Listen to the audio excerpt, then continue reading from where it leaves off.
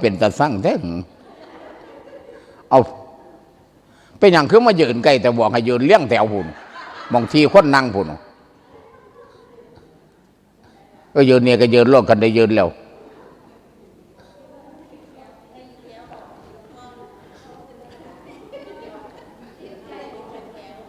ว่ายังหูผู้ใดยินแล้วแต่ผู้ใดสิวางได้แล้วแต่สิปล่อยสิด่าแล้วบ่เงิน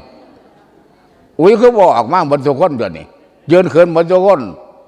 เร็วๆยืนขึ้นบ่ได้ยินบ่ยืนขึ้นผู้ใดห่มผ้าเอาผ้าออกหลวงพ่อคือบ่ออกแล้วหลวงพ่อแม่ยืนก็ยืนอยู่ในโต๊ะหละที่ออกมาหาหมู่บอกมาบอกยากมาล้วนบ่มาเทศดอกซ้ำคนบอกยากนางลงนางงาม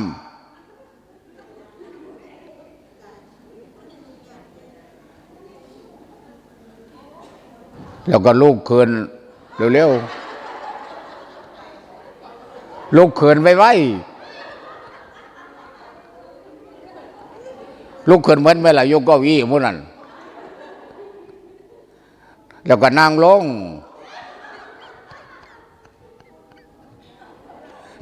บนทุกคนทำไมขาบ่ดีเจ้าก็มาอย่างบุญขาปนมเมื่อไว้ลูกเขินหมดทุกคน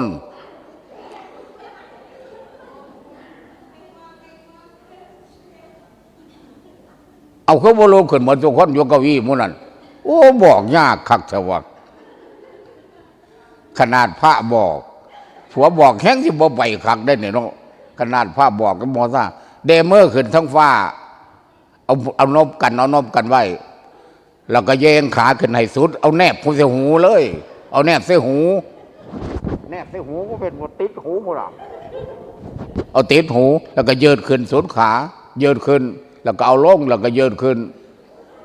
ยั่งไว้ยัก10 นาทีผู้รองเอามือแนบกันยืดขึ้นเฮ็ดโยงสั้นละ100 เที่ยเฮ็ดโยงสั้นละเห็นไม่ทั้งบุญที่ว่าพระแนมบ่เห็นบอก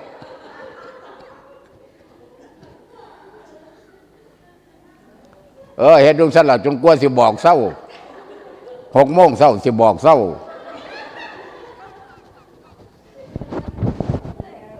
เอามาไว้ทั้งข้างแบบนี้คอยหมุนไปข้างซ้ายนั่นล่ะข้างซ้ายมูเจ้าแล้วก็หมุนมาข้างขวาโค้งงามอย่าหมุนไว้หมุนซ่าๆให้แอวลั่นพวดเอายืนหันหน้าหันหลังอยู่หั่นเองบ่ให้เอาขาไปนำแม่เอาแต่มือกับตู่แม่เอามาเฮ็ดไว้คือเก่าเฮ็ดไว้อย่างนี้เป็นเขางามๆมึงเสียโค้งไปข้างขวานี่พอข้างขวาแม่นเหรอเนาะกับซ้ายโค้งอยู่หันละ100 เที่ยโค้งไปให้แอวลั่นพวด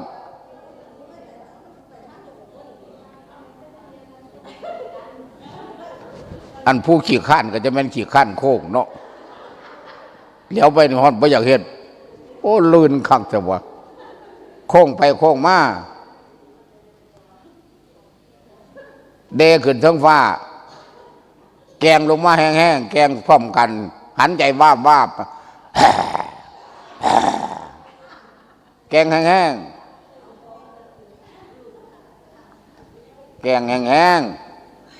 อันผู้บ่แกงไม่ขี้ข้านจะบอกยากถึง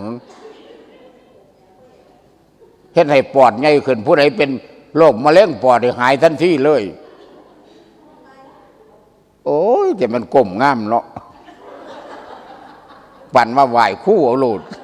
บอกให้แกงแขนไหมบ่ฮู้จักบอกแกงแขนวาบแกงบุดสั่นอันนี้เราก้มไปพร้อมกันนึงใช่ไหมแกงแห้งบ้านนี่สลับกันแบบนี้ก้มโตไปน้ โอ้สลับก้มตัวไปน้ำย่ำสลับโอ้จะมาเห็ดต่างกันถึงโอ้ยบ้านเมียงเอ้ยมาเบิ่งเด้อบ่เคยเห็น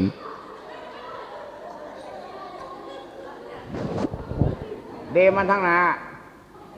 ตวัดคอหางแง่งอันนั้นมันควักมือเด้อนั่นน่ะตวัดตะคอนี่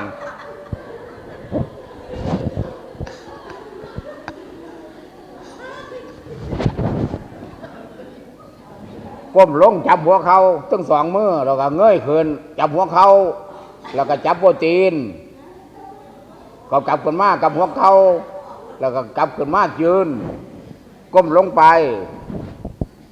เฮ็ดโยหันละแล้วเฮ็ดกระจวนกลัวเสียบอกเศร้า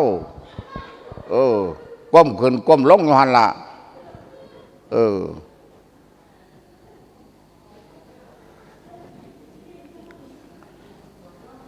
โอ้บ่เงยฮะเนี่ยตายซื่อๆเอาแงนไปทั้งหลังเอามือจับต้นขาทั้งหลังแงนไปแห้งไอ้หัวจดพื้นผู้นาโอ้ข้อแอวหักตายแล้วรอบวันปนมมือคืนขอบคุณเจ้าค่ะเอาหัวเข้าข้างขวาลงบ่ให้เอามือลงเอาหัวเข้าข้างขวาลงเอาลงข้างเดียวเอาลงข้างเดียวนั่งเพื่องสั้นแหละโอ้ลงได้บ่เหรอเอาหัวเข้าข้างซ้ายลงน้ำกราบพร้อมกันโอ้กราบงามจ้ะวะเทวดาเอ้ยมาเบิ่งคนกราบงามเลย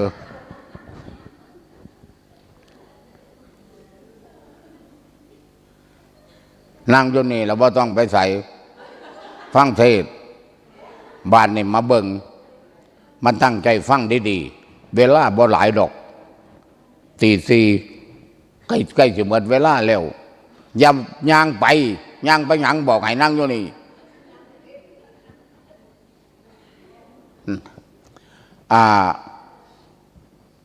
พนมเมื่อขึ้นเราว่าตามตัดเชวะ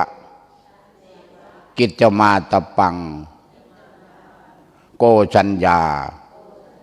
มรณังสุเวความเพียรเป็นสิ่งที่ต้องทำวันนี้ใครจะรู้ความตายแม่พรุ่งนี้อวัตสังมายามลิตพังอันเราจักพึงตายเป็นแน่แท้สาธุสิตายบ่บัดนะคือว่าสิพึงตายเป็นแน่แท้คือว่าตายระบาดนี่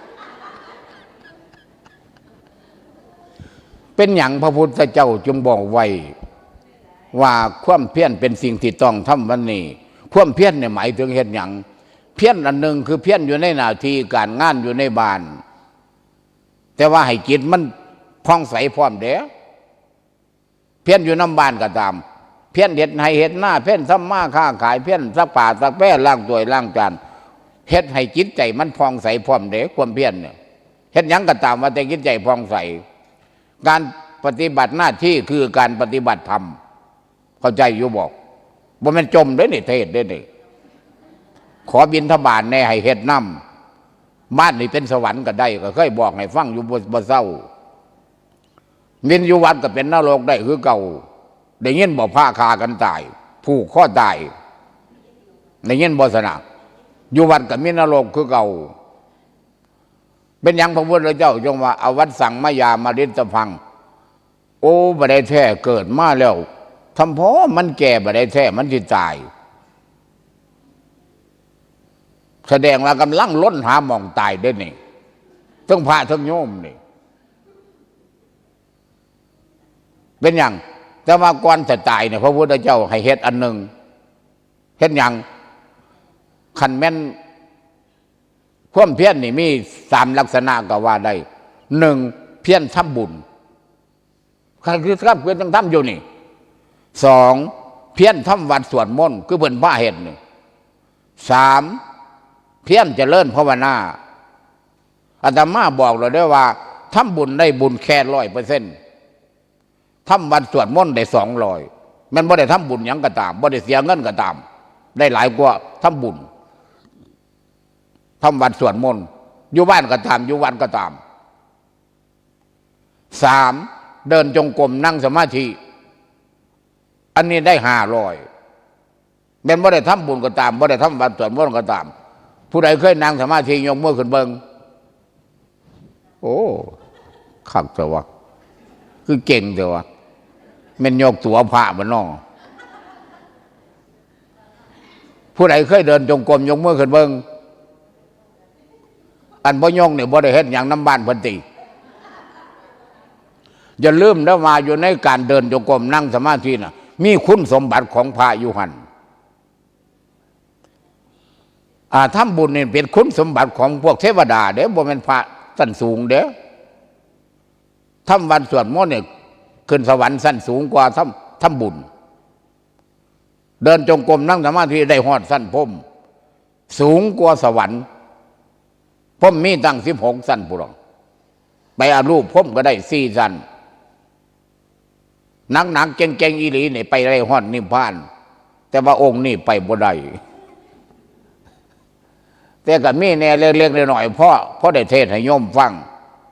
กระท่านสิเว้าให้ฟังบอกเป็นอย่างสิ่งหนึ่งอยู่ในโตเฮานี่เขาเอิ้นว่ากิเลสมันเป็นธรรมชาติที่บอกแวก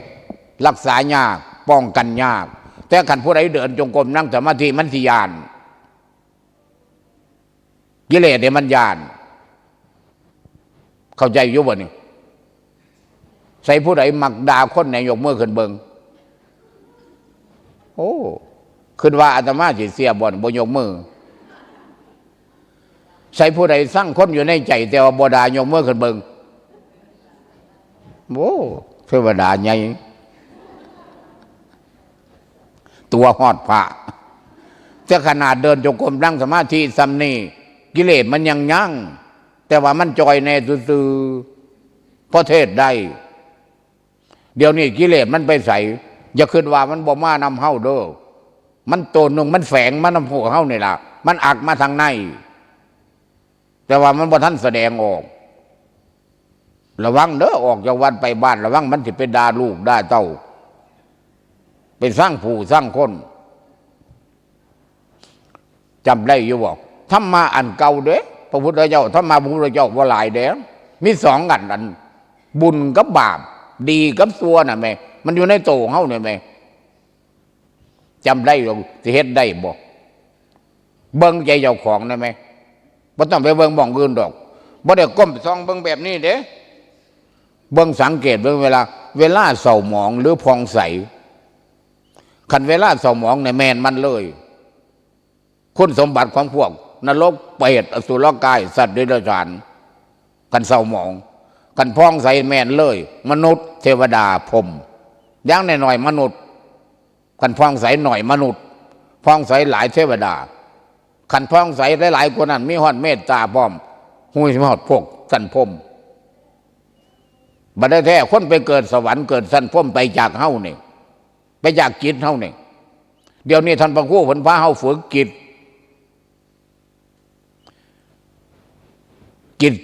ตัสสะธรรมโสสาธุคันผู้ใดฝึกจิตดีแล้วผู้นั้นสินำความสุขมาให้เป็นอย่างคุณมั่วกับอันเบิกบานมันต่างกันบ่เฮาสังเกตเบิ่งบ่ความหมายของท่านพระครูแล้วของพระสงฆ์นี่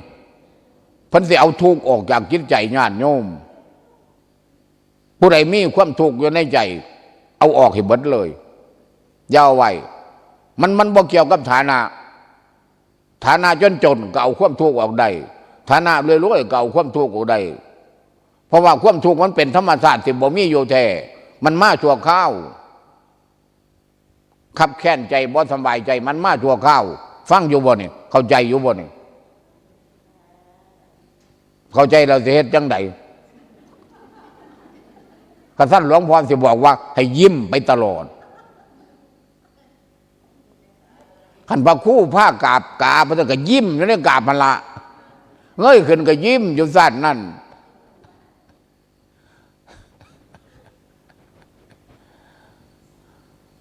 อันก็หลวงพ่อสิเทศได้นี่หลวงพ่อมาเดินจงกรมนั่งสมาธิเบิ่งดูบวชสมัยก่อน11 ปีบัดนั้นยังศึกไหมไปอยู่กับเมียถึง20 ปี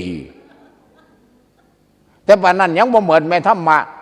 ที่ฝึกมา11 ปีอยู่น้ำบัน20 ปีปลอดภัยเลยบ่เคยให้เคยด่าบ่เคยเถียงผู้ใดเลยแม้แต่จมให้เมียสร้างเมียบ่เคยมีเลยอาตมาเลยคิดว่าซุมื้อนี่คันสิศึกบ่เป็นทาดอกคันสิไปเอาผู้ใดญาติบ่สมบูรณ์คือเฮาญาติบ่สมประกอบคือเฮาบ่สมควรกันบางทีล่ะไปอยู่กับครอบครัวเนี่ยเมียหน้าบูดๆในน้อยเดียวบ่ได้เลยอาตมาบ่มักคนหน้าบูดเลยอาตมาย่างไปทั้งข้างแล้วรูปหลังเลยคุณแม่หน้าบึ้งๆคือเป็นตาหักใจเอี้ยเพราะว่าสิเฮ็ดให้เขาพองใสเขาหน้าบูดหน้าบึ้งอาตมาเบิ่งตั้งแต่อาตมารูปร่างหน้าตางามเปี่ยงเพราะว่าอาตมาบ่หน้าบูดหน้าบึ้งจักเที่ยขนาดตำต่อหัวสักยกขึ้นมายังยิ้มเสยแม่มานี่เราแวงอย่างหนึ่งคือยันหมากัดมาหากรนี่หมากัดมาแม่ลูกอ่อนทั้งนั้นมันลอยมานี่มาบวชสมัยนี่17 ปีบ่แม่น11ได้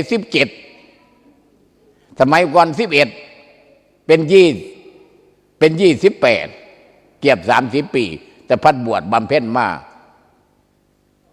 ก็สบายใจอย่างหนึ่งว่าธรรมะที่เฮาศึกษาธรรมะของพระพุทธเจ้านี่โอ้ยให้ผลได้แท้ว่าเงินแต่ก่อนอาตมาบ่เป็นจังซี่อิจฉาริษยาอาฆาตพยาบาทลักศกจกหอสารพัดเลยฆ่างัวฆ่าควายก็เคยฆ่าย่านอาตมาบ่ได้ไปสวรรค์น้ำบ้านเขาดอกซ่อมเบิ่งกรรมเก่ามันแม่ถ้าใกล้สิตายมากก็จะคิดว่ากูข่างัวมันก็จะค้อนมูดหัวน้ำกันคือเก่าตัวกรรมเก่าพระพุทธเจ้าหนีกรรมบ่ได้ใส่กรรมไม่จักว่าจักศาสตร์แต่ว่าบ่ต้องย่านมันดอกพระพุทธเจ้าสอนในเฮาบ่ย่านบ่อยากให้ย่านกรรมเป็นอย่างมากก็ตามปวดขาก็ตามเบิ่งซื่อแล้วก็ไปหาหมอแต่อย่าไปสร้างมันให้ถือว่ากูสิใส่กรรมเก่ากูก่อนปวดขาไหมใส่ผู้ใดปวดขาได้ยกมือขึ้นเบิ่งมีมึงทั้งหลายคนก็ร้องอธิษฐานเบิ่งในเพียงหลังหามันเศร้าพนมมือขึ้นดูอธิษฐานบานสัก2 คำกับพ่อสาธุสาธุเกิดชาติหน้าให้ผู้ขาเป็นงูเอาคือว่าน้ำสิเป็นอีหลีบ่มันจังบ่มีขา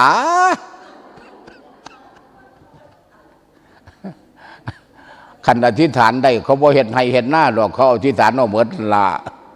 อธิษฐานได้มันก็ต้องใส่คือเก่ากรรมนี่ขอให้ข้าพระเจ้าจงเป็นสุขเถิดอย่าหวังเพราะว่าทุกข์มันเป็นอริยสัจสี่แต่ว่าต้องเบิ่งซื่อเบิ่งซื่อพระพุทธเจ้าบอกแล้วว่าสุขบ่มีในโลกทุกข์เกิดขึ้นทุกข์ตั้งอยู่ทุกข์ดับไปนอกจากทุกข์ไม่มีอะไรเกิดนอกจากทุกข์ไม่มีอะไรดับเบิ่งตะวันจัดอริยสัจสี่ไปว่าทุกข์สมุทัยนิโรธมรรคสมุทัยเป็นเหตุให้เกิดทุกข์ความบ่พอใจเฮาน่ะแม่มันทำให้เกิดทุกข์กระสันเพิ่นสิเฮ็ดไว้ในธรรมวันบอกโสกปริเทวทุกขโทมนัสสุปยาสปิทุกขาแม่ความโศกความล่ำไรลำพันธ์ความไม่สบายกายไม่สบายใจความคับแค้นใจก็เป็นทุกข์อีหยังมันเหตุเกิดทุกข์ความอยากได้อยากดีอยากมีอยากเป็นอยากเด่นอยากดังอยากให้มันถูกใจมันเลยทุกข์ คันผู้ใดผู้จักปล่อยว่างได้สบายเลยพระพุทธเจ้าเราปล่อยเขาด่าก็ตามใส่ผู้ใดเวลามีคนเบาพื้นปล่อยว่างได้ผู้ใดยกมือขึ้นเบิงผู้ใดปล่อยว่างได้ผู้ใดนำไปเถียงเขายกมือขึ้นเบิงบ่ยกจักอย่างจะมันปึกคัก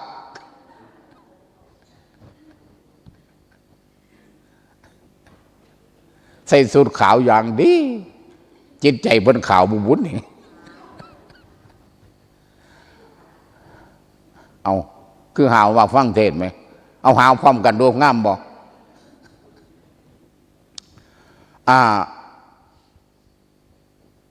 พระนักปฏิบัติเพิ่นสิบอกว่าพระนอนสี่เศรษฐีนอนหกอย่าจกนอนได้ทุกเวลาผู้ใดอยากเป็นพระให้นอน4 ชั่วโมงห่มขาวห่มเหลืองเป็นพระได้เบิดคันผู้ใดอยากเป็นคนรวยนอน6 ชั่วโมงคำว่ารวยได้2 อย่าง1รวยทรัพย์ภายนอก2รวยทรัพย์ภายในทรัพย์ภายในคือความสุขความสบายใจเขาเอิ้นเศรษฐีคันผู้ใดคุณมั่วเศร้าหมองทั้งจิตใจเขาเอิ้นคนขอทานอยากเป็นขอทานอยู่บอกคันว่าอยากเป็นขอทานก็ยิ้มที่เรา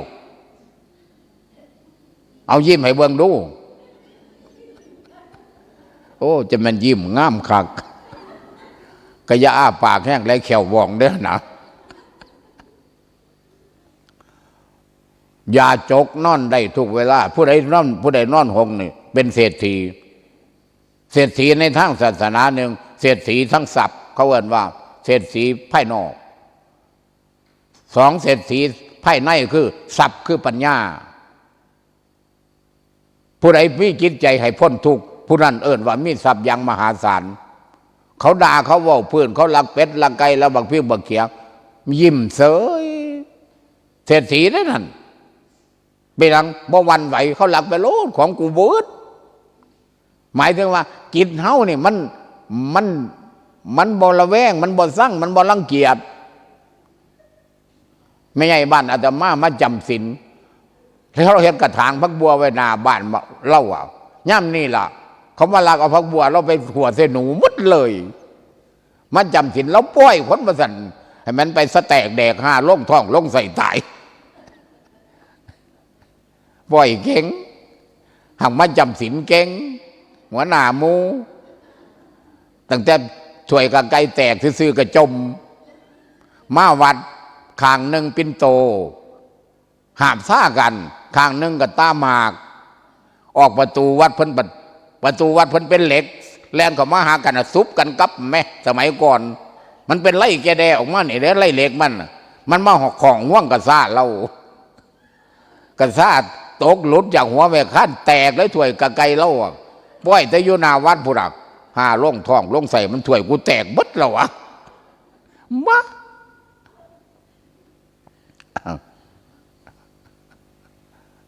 จำไว้เด้อหลวงพ่อไม่ย้ำเลยกันเน้นแต่เรื่องจิตเพราะจิตนี่แหละพระให้คนตกนรกในชาตินี้พร้อมชาติหน้าพร้อมเพราะจิตนี่แหละพระให้คนขึ้นสวรรค์ในชาตินี้พร้อมชาติหน้าพร้อมกิตเตอสังกิริเถสุขคติปฏิกังขาขันผู้ใดกิจบ่เศร้าหมองผู้นั้นสิได้สวรรค์แต่บ่ท่านตายคนที่ไปสวรรค์ต้องกิจเบิกบานได้ยังไปได้คนจิตใจคุณมั่วไปบ่ได้เด้แล้วเขาเบิ่งบ่วาดเบิ่งจิตเจ้าของบ่ขันผู้ใดเฮ็ดกรรมฐานเนี่ยบ่ได้บอกยากเขาสิเบิ่งเองอันนี้เห็นมาอยู่สิถือเขาด่าจังว่าจังหม่องแล้วเป็นโยมก็เป็น20 ปีถือเขาด่าจังว่าจังหม่องขนาดไม่เป็นผู้ช่วยเนี่ยผู้ใหญ่บ้านเนี่ยสิให้เวลาสิไปคดีความมีอาตมาเป็นผู้จัดการหมดเลยผัวเมียคู่หนึ่งเขาโยนน้ำกันแล้วเขาผิดกันเขามาเว้าให้ผู้ใหญ่ผู้ช่วยเนี่ยไปไกลเกลี่ยบางขณะมันติดเหล่าเมียมันบ่พอใจพ่อเฒ่าแม่เฒ่ามันบ่พอใจมาว่าพ่อผู้ใหญ่พ่อผู้ช่วยไปเบิ่งไปเว้าให้แน่หลายเที่ยต่อหลายเที่ยบัดรุ่นมาบ่วางสั่นบัดนี้บ่ให้เว้าบ่ให้ไกลเกลี่ยบ่ให้ไปนี่บ่น้อมไม่ให้แยกกันเลย ลูกมี2 คนสิไปน้ำพ่อน้ำแม่ก็แล้วแต่มีหยังปั่นกันเลยเพราะว่าเว้ามาดูแต่มันบ่ดีขึ้นให้มันนี่จากกันเลยผัวก็ว่าเอาเมียบ่เอาผัวไปฮอดบ้านเขาพ่อแม่เขาบอกว่าบ้านนี้บ่ให้ปะนี่ปะน้อมให้มันแยกกันเลยบ่เอาเลยดีพอผู้ใหญ่เราบ่กล้าตัดสินใจเราอวยมาหาอาตมา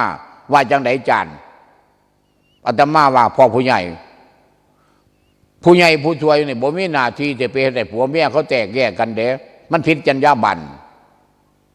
ถ้าเขาแยกกันแล้วเขาจะแบ่งให้ได้อยู่ของอันนี้เขาบ่ทันแยกกันเขาจะไม่เห็นให้ครอบครัวเขาแตกแยกจังน้อยลูกก็จะให้น้ำพ่อน้ำแม่ผู้ใดไปน้ำพ่อผู้ใดไปน้ำแม่มันก็จะให้น้ำกันเดี๋ยวนี้ล่ะเขาไปเห็นให้เขาแตกแยกบ่ได้ยังสวยเขาอยู่กันไปซะอยู่กันเท่าซุมื้อนี่ขันว่าบ่เป็นนี่ไปเห็นให้เขาแตกแยกกันบาปบ่แม่นน้อยเฮ็ดให้ครอบครัวเขาแตกแยกเผลอๆทำลายสงฆ์อีกต่างหากเขาคิดว่าสงฆ์นี่ต้องเป็นคนห่มผ้าเหลืองบอกผู้ใดมีคุณสมบัติของเทวดาอย่างนางวิสาขานี่เป็นสงฆ์เด้อนั่นน่ะพระโสดาบันเด้อนั่นน่ะไปเห็นให้ครอบครัวเขาแตกแยกนี่เผลอๆอนันตริยกรรมพร้อมผู้เฒ่าผู้แก่อยู่บ้านระวังเด้อ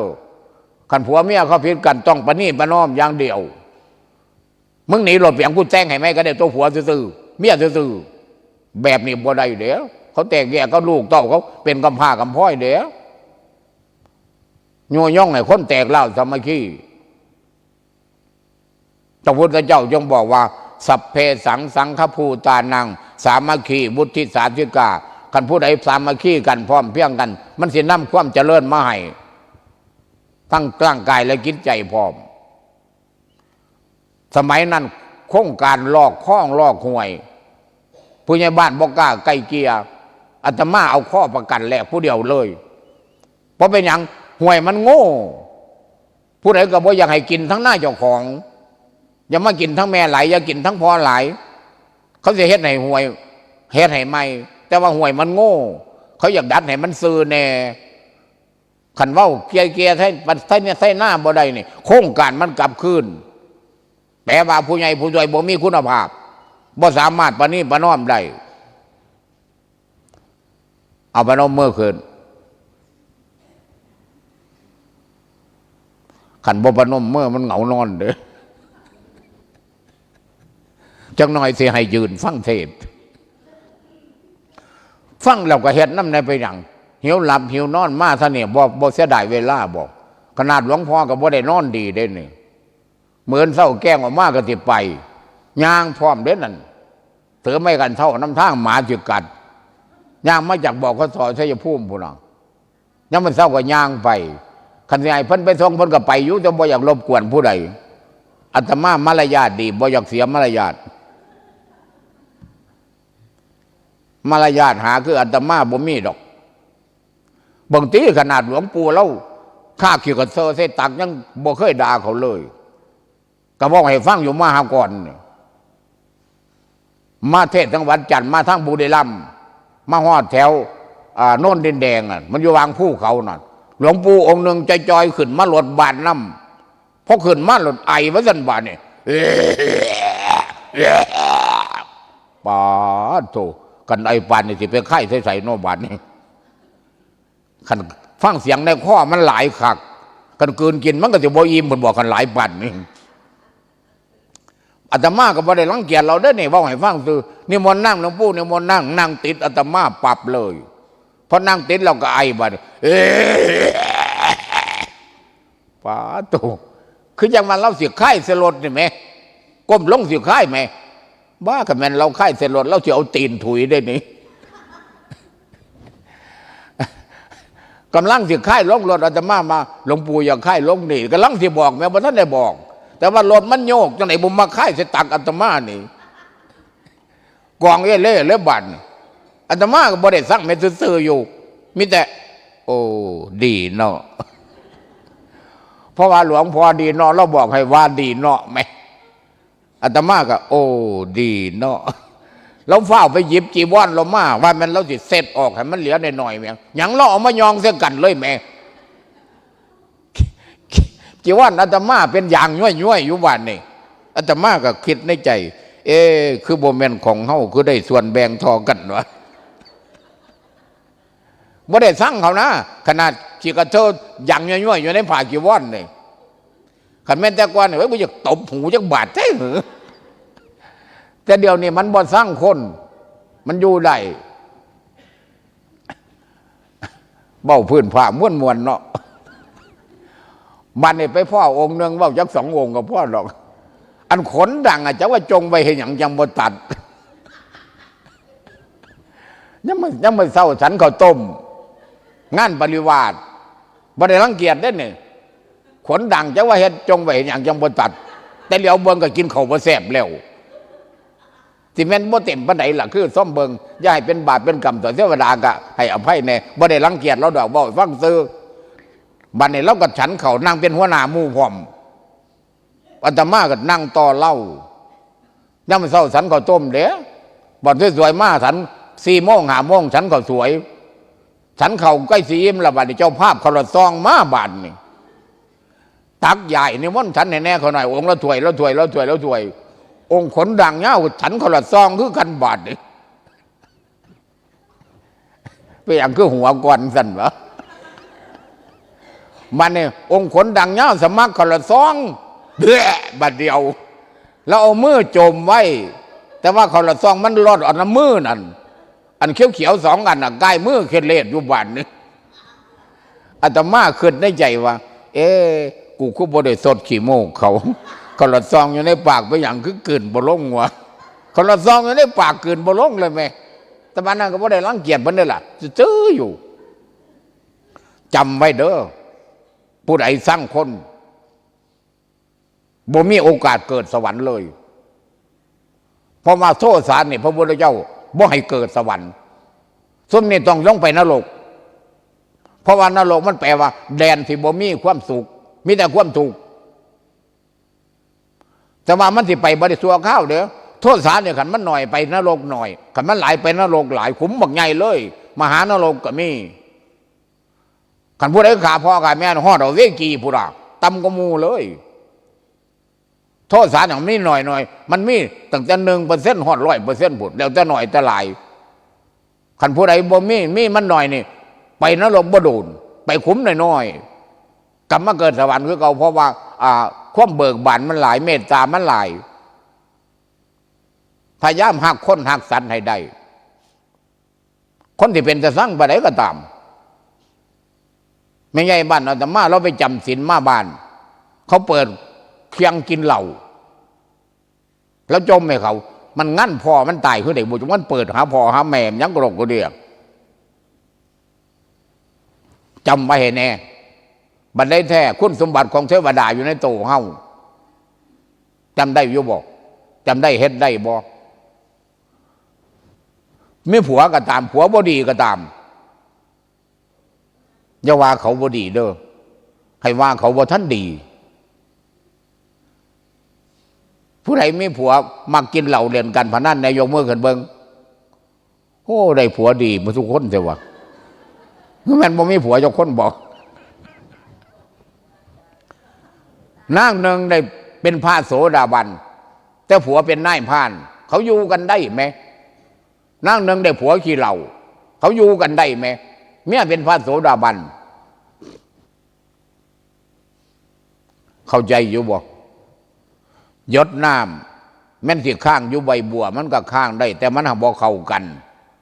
เขาเห็นบ่ยศน้ำข้างอยู่ใบบัวคันใบบัวติงมันจะยิ่งไปยิ่งมาแม่นบ่เข้าใจอยู่บ่ว่าซ้ำนี่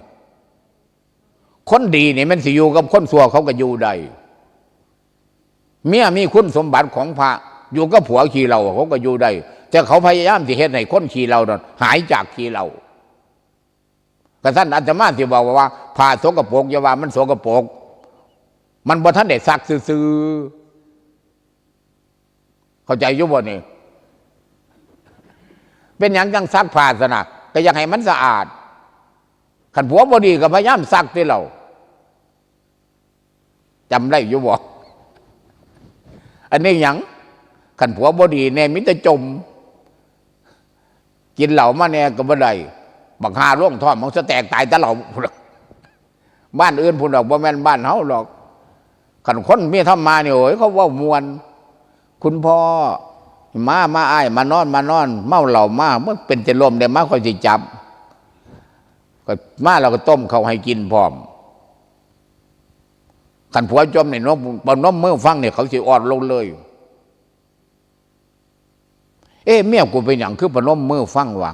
เขาย่านบาปปนมมือเนี่ยมันธรรมดาเด้ขันพูดกับปนมมือเนี่ยขันเพชรแต่ผู้ใดเนี่ยเขาสิใจอ่อนลงเลยว่าเทียผัวจมปนมมือใส่แม่เขาย่านบาปเพราะเขาเห็นปนมมือเพราะปนมือเนี่ยมันธรรมดาเด้ขันเอาทั้งนี้ใส่เนี่ยโอ้ยระวังไว้นี่ทั้งนี้ทั้งประกอบนี่ขันปนมใส่เนี่ยเขาสิยานเขาสิเก่งเมียกูคือปนมมือวะขันเขาจมยุ่นไหมขันเขาจมยุ่นเขาปนมมือใส่โอ้ยคุณแม่ขออภัยเด้อเขาย่านบาปเพราะว่าเมื่อเนี่ยขันปนมขึ้นมันสิมีแต่บุญอย่างเดียวเลย แต่ว่าขันทั้งประกอบในระวังทั้งนรกอย่างเดียวเด้อนั่นใช่ผู้ใดเคยประกอบสับหัวหลานยกมือขึ้นเบิ้งก็น่ะผู้บริสุทธิ์ใหญ่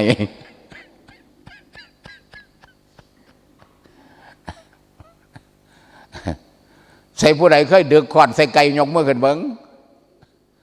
โอ้แต่ว่าให้ดึกไปทั้งไก่บ่อยู่เด้ออย่าดึกไปซื้อมันดึกไปข้างๆมันพูดอ่ะขันดึกไปซื้อมันถือมันขาหักเด้อดึกไปข้างๆเนี่ยหมายถึงว่าไล่มันหนีซื้อบ่ได้สร้างมันลูกหลานนี่ขันด่าเป็นบ่บาปขันด่าบ่เป็นบาปลาอย่าไปเฮ็ดหลาอย่าไปเฮ็ดลูกอย่าไปเฮ็ดขันบ่ฟังแม่ตีเก็บเด้อขันบ่ฟังแม่ตีแท้ๆเด้อเอาอยู่บ่ไม่แส่เนี่ยเอาอยู่บ่ไม่ค้อนเนี่ยพวกเทวดาพวกพ่อมเขาสอนหลานแบบนั้นปู่สอนหลานยาสอนหลานขันพวกสันนรกเนี่ยมึงอย่าบอกยากแล้วก็ตบข้อหักด้วยมานี่พวกสันนรกเด้เนี่ยพวกเทวดาเนี่ยเขาว่ามวนจำได้อยู่บอกดามีสองชนิดดาอันหนึ่งออกจากความโกรธเขาเอิ้นพวกสันนรกดาอันหนึ่งออกจากคุณสมบัติของพ่อมลาอย่าไปเล่นถนนลูกรถติดชนเขามาบอกฟังแม่ตีเด้อาตมาขึ้นไปทั้งหลังผู้แก่งคอจะไปเทศงานปฏิบัติธรรมพวกหลวงพ่อคำเขียนหลวงพ่อนั่นเขาไปเบิดลูกศิษย์หลวงพ่อเทียนอาจารย์ท่องพูดมรณภาพแล้วอยู่วัดสนามได้กรุงเทพพูดลูกศิษย์ต้นเด่นนั่นอาจารย์บุญธรรมพูดอาตมาที่ไปเทศไปซ่อนหลังผู้เขามีตลาดนัดพอหนึ่งเราผ้าลูกเรามาตลาดนัดเราลูกเราให้มันอยากได้ลูกชิ้น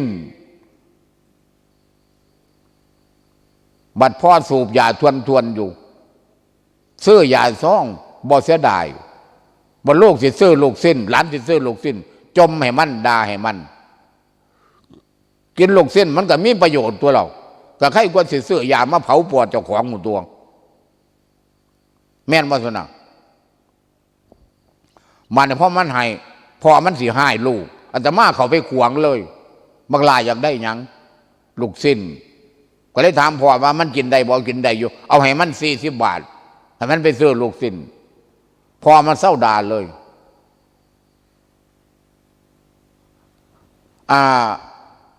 ซุมื้อนี่กันเห็นคนด่าลูกด่าเต้าอาตมาสงสารเด็กน้อย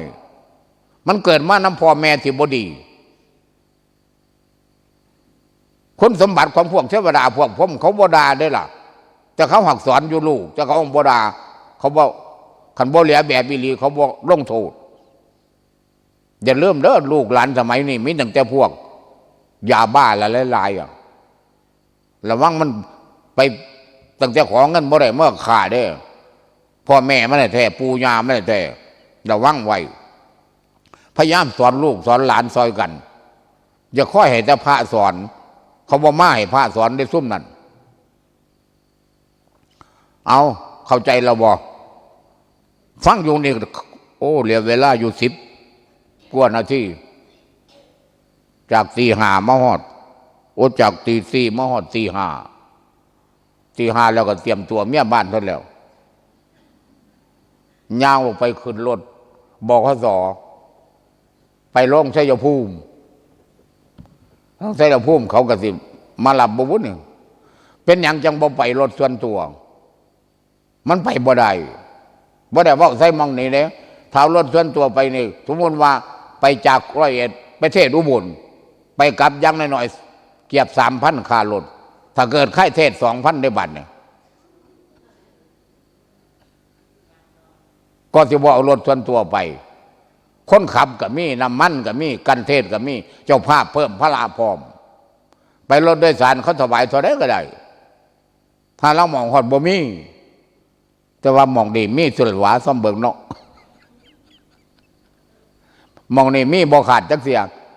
พอคู่อยู่ชัยภูมิขันเราลำงานใหญ่ๆไว้เราสิบ่เทศเราจะเอาอาตมาไปเทศงานเจ้างานนายค่ายเทศ5,000 6,000เราบ่เอาเราให้อาตมาไปเทศแต่ว่างานเล่าเทศฟรีผู้นำพาไปเทศเขาเห็นสะพานอยู่พูนเทพสถิตภักดีชุมพ้นวันละเวผู้หลักไปเทศเขาเห็นสะพานไหมไฟใหม่หุยให้อันคนกับไปเทศไหมเห็นสะพานกับไปเทศไม่ได้เทศแต่ง่วงออกลูกไหม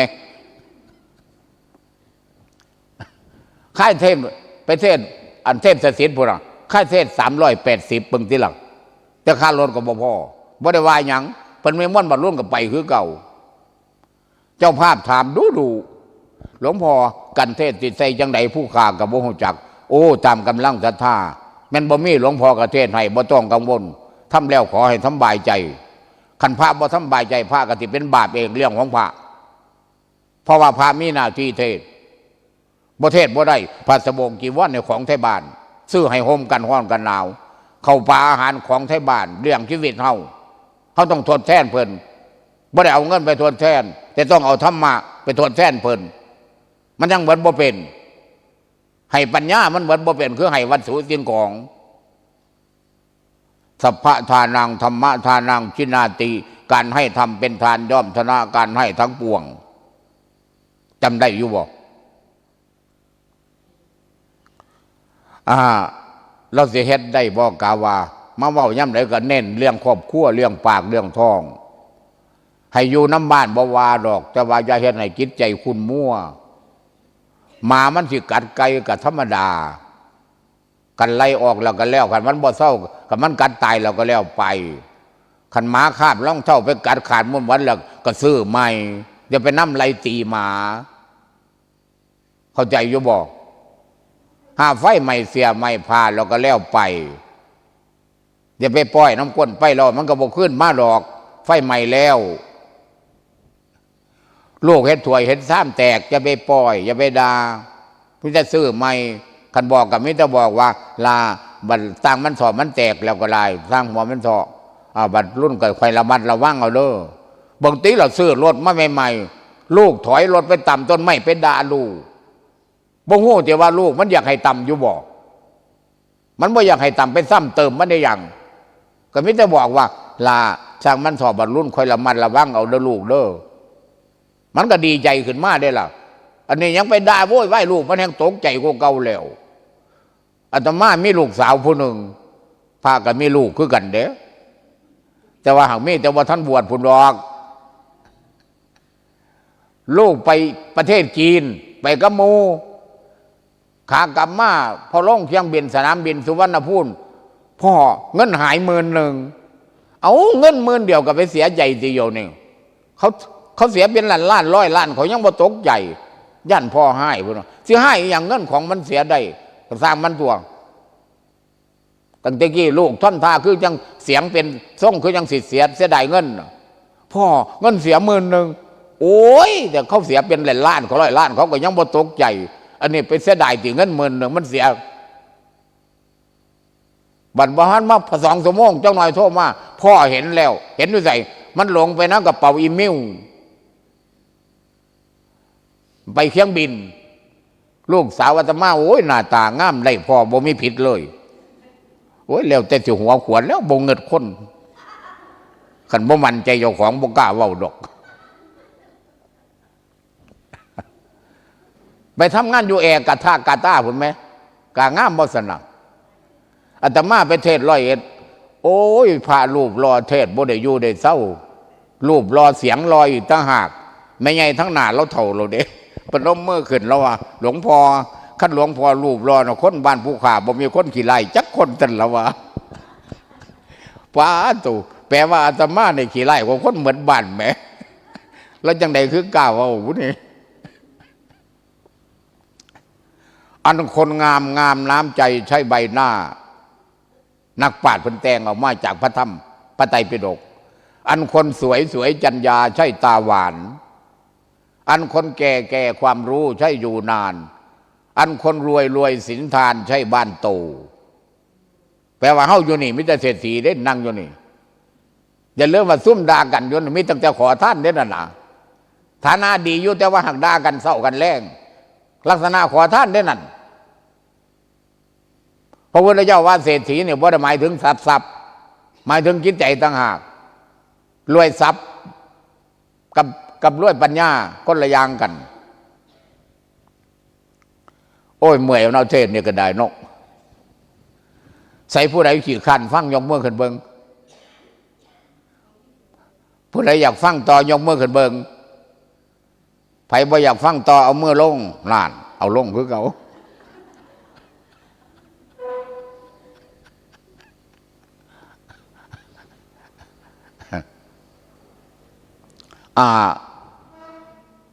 เบิ่งที่หลักไปเทศจังหวัดจันทร์คนจังไหนยังบ่รู้เรื่องแต่บุญเนี่ยเนาะเว้าพื้นโยมไม่ล่ะหากว่าได้สร้างเขาดอกอันพ่อน่ะบอกลูกไส้มาพระอยู่วัดป่าละความหมายเพิ่นก็สิบอกจังซี่ละบ่เห็นของเขาดอกแต่ว่าเห็นมันมารับไปแล้วมันไปเว้าสู่พรฟังพ่อมันรับไปฮอดบ้านแล้วมันว่าพ่อคือว่าพระวัดป่ามี4อันนี้มี5องค์มีเท่าใดก็ม่นแม่นเบิดโลดเพิ่นว่าบ่ม่นแม่มจังได๋วะบ้านนี้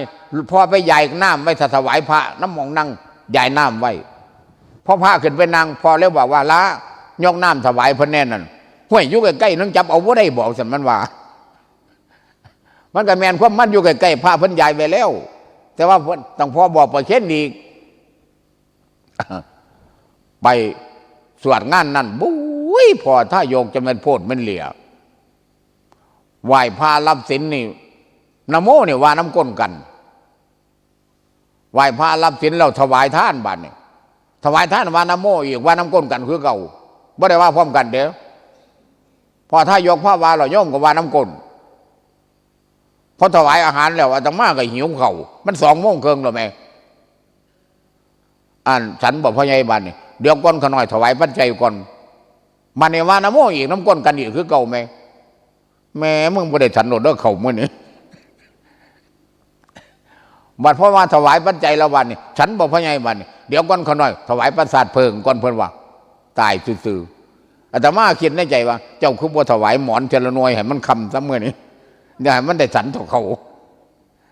เมื่อนี้ถวายเท่าเดียวกันอิมานี่พัตตานี่สัพปริวลานี่ทั่วนี่ก็แล้วนี่ถวายเท่าละอันโอ้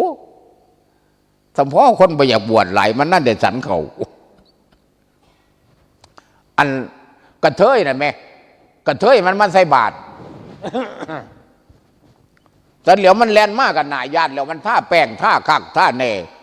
หน้าโมนล่างเต็มเหลียวเห็นแต่ตาปลอกระเทยมันใส่บาตรพอแลนมามันนางลงเปิดฝากองเข่าออกเข่าสวดมูลูนะแม่ตำนาภาคตึงเลยแม่มึงเมื่อเนี่ยกูกินเข่าก็แป้งเนี่ยนะเด้อบ้านในเบื้องงามมือมันมีแต่แป้งเต็มมือขาวหลากอยู่มันจะโจกเข่าตายซื่อๆคือบ่ล่างมือน้องบันกินเข่าก็แป้งเด้อกูมื่อนี้บันมันก็โจกเข่าหลายๆว่างลงบาดย่ำมันเผลอไปใส่ให้องค์อื่นอาตมาก็เคลียร์เข่ามันไปทั้งขาง เพราะว่าคันกินถือกินแป้งน่ะมันถือกินแล้วบาปไปไหนบ่คือสิหักนะแม่ก็บ่ได้สั่งเขาเด้อล่ะแต่ว่าหากบ่กินซื่อๆอันนั้นคือยังคนเอาหน่อไม้มาวันนึงสิบ่ได้สั่งเขาเด้แต่หากบ่กินไปหลังมันปวดขาไปสั่งเขาบ่ได้เด้ไปจมบ่ได้ย้ายเนี่ยเอาแต่หน่อไม้มาวัดคนแหกปวดขาบ่ได้ไปรังเกียจบ่ได้สั่งเขาบ่ได้โอ้ไปเทศอุดรอาจารย์อิทธิพลข้างวัดป่าบ้านตาดนั่นอันนี้วัดบ้านสูงสมบูรณ์อยู่ใกล้ๆวัดป่าบ้านตาดหลวงตามหาบัวน่ะหลวงพ่อมาเทศโรงเรียนอุดรเขาจะใส่บาตรเขาจะทำบุญประมาณ3-4 โมงไอ้อาตมาตื่นจาก6 โมงจากกาฬสินธุ์ขึ้นรถ6 โมงไปฮอดขอนแก่น7 โมงครึ่งจากขอนแก่นไปอุดรไปฮอดกุมภาวะ8 โมงครึ่งหิวเข่า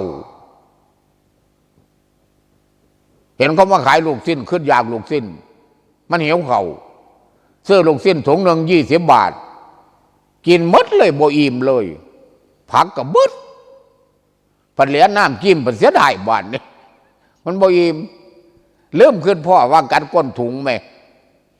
ยกถุงน้ำจิ้มสิเทใส่เองสิล่ะรถจะมาโยกจะได้พูดเดียวหาดปากจีวรเล่นบาทนี่แม่มึงบ่มีแนวเสร็จบาทจะเอาหยังเราเสร็จยกปากจีวรขึ้นมาอมดูดเลยแล้วบาทนี่ลำบากได้ผ่านนักเทศไปบ่ได้อยู่ได้เศร้าโอ้หมดเวลาเราเอาขออนุโมทนาพวกน่ะบ่ได้บอกพนมมือยากมันอยากให้พระเศร้าเสร็จขนาดนอนหลับอยู่ยังพนมมือได้อยู่ดิคันว่าขออนุโมทนาจำให้ในเด้อโยมแม่ทั้งหมดเด้อพอบ่มีบอก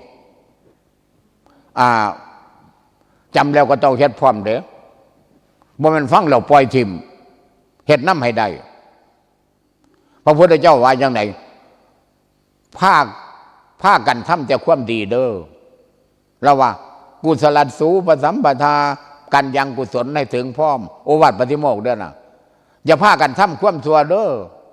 สัพพปาปัสสะอาการนังการไม่ทำบาปทั้งปวงโอวาทปฏิโมกข์เด้อนั่นอันที่3ว่าเฮ็ดจิตใจให้พองใสเด้อภาษาอินเดียว่าสากิตตาปริโยทปนังการทำลายกิจของตนให้ขาวรอบนี่ล่ะคือคำสั่งสอนของพระพุทธเจ้าทุกพระองค์เฮ็ดกิจให้ขาวรอบซื่อๆไหมบ่เกี่ยวกับเสียขาวเสียเหลืองเสียดำเสียแดงอยู่นี่เขาบ่ฮู้หรอกว่าผู้ใดมีคุณธรรมสูงต่ำกว่ากันเพราะเผยโยมบางคนสูงกว่าพระแต่ว่าหากบ่ได้เทศซื่อๆขนาดพระยังสร้างคนอยู่ไหมแต่ว่าโยมเขาบ่สร้างคนก็มีเด้เขาบ่เห็นน้ำข้าเจ้าซื่ออยู่นี่เขาบ่ฮู้จักว่าผู้ใดเป็นพระแต่เขาเบิ่งตามรูปแบบตามสมมุติว่านี่เป็นพระอันนั้นเป็นโยมบางทีโยมจิตใจสูงกว่าพระก็มีบางทีพระด่าโยมเบียงแต่โยมบ่ด่าพระได้ล่ะลังงอง พระด่าโยมผัวเมียคู่หนึ่งปากันผัวเครียดให้เมียไปอยู่บ้านพ่อแม่ผู้หรอกบ่ท่านพอ10 มื้อเมียโทษน้ำผัวห่วงผัวโทษไปยังมันบ่ถือผัวมันไปถือเบอร์ปูอยู่วัดผู้หรอกเพราะแต่ปูอโลขึ้นแล้ววะมึงอยู่ไสอยู่นี่อยู่วัดเอามึงไปยังวัดน่ะนะบวชเอามึงบวชคือบ่บอกกูมึงแม่นแม่กูบอกมึงบวชได้จักมื้อแล้วอยู่นี่ได้10 กว่าปีแล้วอุ้ยตายผู้ใดน้อบาดนี่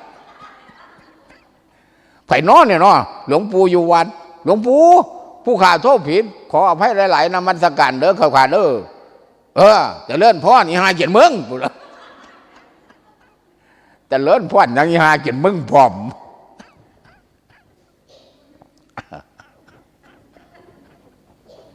นั่งเทศบ่มื่นหูมื่นตาพระหลวงปู่เฒ่าไผ่ทานกล้วยมันสวยมันแหลมเป็นว่าแม่กับลูกสาวผัดเอากล้วยเง่าหน่วยบอกท่อแขนนี่มาจังหัน ลูกสาวเลยว่า แม่เอากล้วยเงาเขาเมียบ้านซะเมื่อตาขึ้นกล้วยเงาบ่เป็นหยังเพิ่นว่าเพิ่นห่วงกล้วย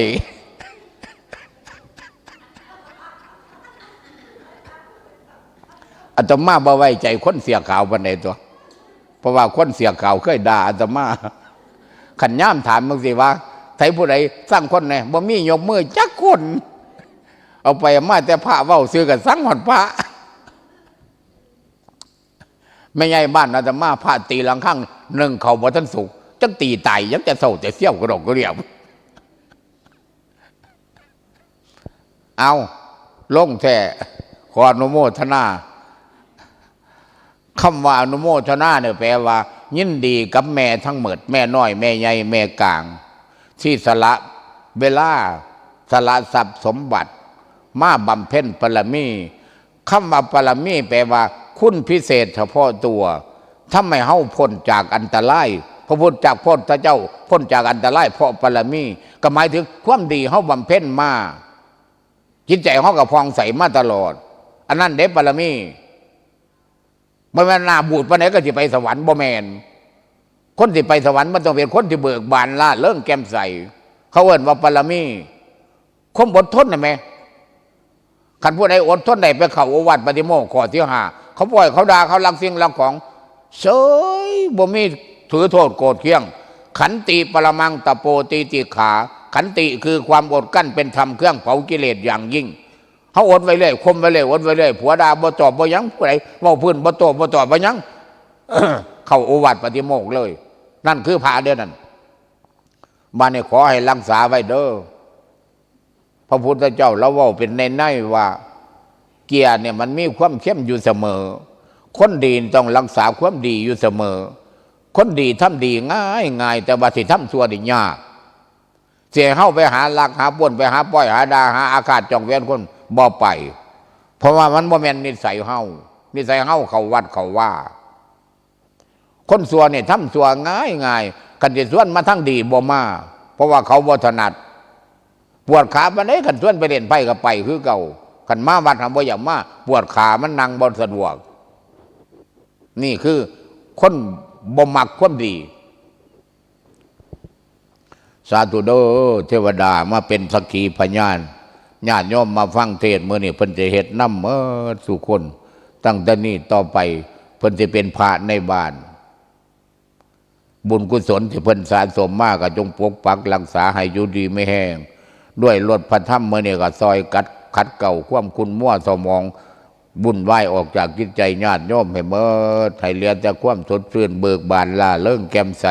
ให้สมกับพระพุทธเจ้าว่านี่มนุษย์เทโวถึงร่างกายจะเป็นมนุษย์แต่จิตใจเป็นเทวดาโดยในที่แสดงมาเอวังก็มีด้วยประกาศนีสาธุกับผู้แสดงธรรมกับพร้อมเพียงการกับโทมินาโถกราบเสียงอะไรนะกราบ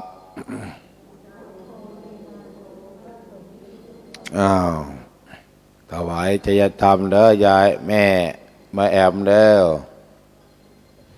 เสียงอะไรนะรักโทรศัพท์โบราณเปล่า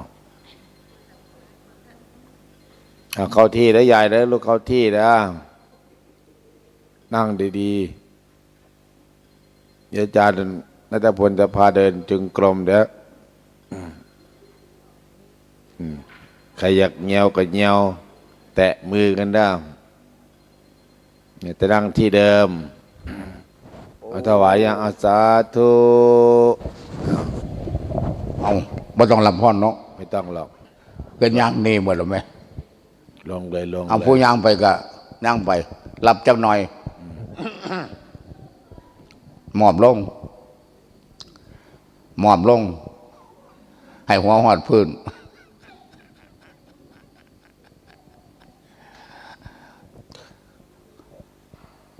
พระวัตุสัพพมังคลังขอสัพพมงคลจงมีแก่ท่านละขันตุสัพพเทวตาขอเหล่าเทวดาทั้งปวงจงรักษาท่าน สัพพพุทธานุภาเวนะด้วยอำนาจแห่งพระพุทธเจ้าสัพพธรรมานุภาเวนะด้วยอำนาจแห่งพระธรรมสัพพสังฆานุภาเวนะด้วยอำนาจแห่งพระสงฆ์ทั้งปวงสัทธาโสถีพระวันตุเตขอความสวัสดีจงมีแก่ท่านในการทุกเมื่อเธอ ลงซะแม่เดี๋ยวไปไม่ทันเลยชัยภูมิอ่ะยังเหลือหลายองค์นั่นแหละมานั่งท่าเนี่ยรูปต่อไปกับอาจารย์มหานัตพลเด้ออาจารย์พระครูจริยสารธรรมก็6 โมง 7 โมงเนี่ยเพราะว่าตอนหน้าหนาวเนี่ยไม่เช้าง่ายหรอกพระอาทิตย์ยังค้างอยู่บิณฑบาตบิณฑบาต6 โมง 7 โมงไม่มนแล้วแหละหูไม่ดีเอามนชาติหน้าแล้วกันตายแล้วเกิดใหม่นะ